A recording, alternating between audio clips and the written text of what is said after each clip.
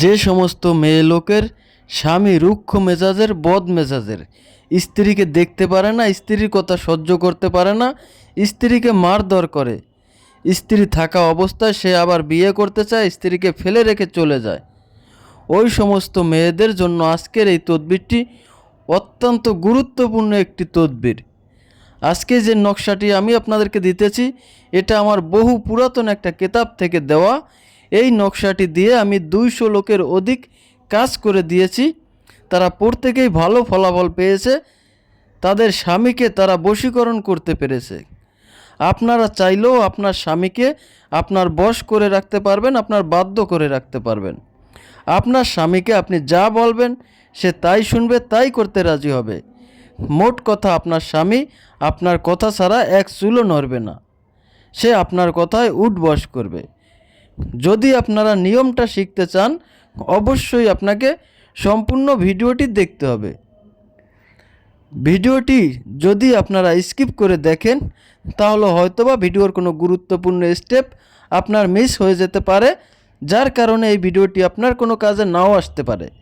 তাই অবশ্যই আপনারা ভিডিওটি সম্পূর্ণ দেখবেন এবং এই ভিডিওটি শেয়ার করে আপনার টাইমলাইনে রেখে দিবেন, যাতে করে প্রয়োজনের সময় আপনি এই ভিডিওটি দেখে সঠিকভাবে সঠিক নিয়মে এই নকশাটি প্রয়োগ করে আপনি আপনার স্বামীকে আপনার বশীকরণ করে রাখতে পারেন, আপনার বাধ্য করে রাখতে পারেন, আপনার বদমেজাজি স্বামীকে, রুক্ষ মেজাজের স্বামীকে তীরের মতো সোজা করে রাখতে পারেন। এজন্য প্রথমেই আপনাকে একটা সাদা কাগজ নিতে হবে এবং ওই সাদা কাগজে আমার দেয়া নকশাটা একটা লাল কালির বল পেন দিয়ে অথবা মেশকো জাফরান কালি দিয়ে হুবহুব আমি যেভাবে লিখেছি আপনারা এইভাবে লিখবেন।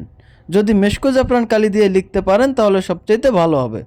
যদি মেশকো জাফরান কালি সংগ্রহ করতে নাই পারেন সেক্ষেত্রে আপনারা লাল কালির একটা বল পেন দিয়ে এই নকশাটি আমি যেভাবে লিখেছি আপনারা হুবহুব এইভাবে লিখবেন। আর নকশাটি অবশ্যই ডান দিক থেকে আপনারা লেখা শুরু করবেন। এরপরে নকশার নিচে শুধু আপনার স্বামীর নামটা লিখে দিবেন। এরপরে এই নাম সহকারে নকশা লেখা অংশটুকু আপনারা সুন্দরভাবে কেটে নেবেন, এটাকে ভালোভাবে ভাঁজ করে মুড়িয়ে নেবেন। এরপরে একটা মাটির গুলি তৈরি করবেন, ওই গুলির ভিতরে এই মোড়ানো নকশাটা ভরে দিবেন। এরপরে গুলিটা ভালোভাবে তৈরি করে আপনারা ওই গুলিটা আগুনে জ্বালাবেন।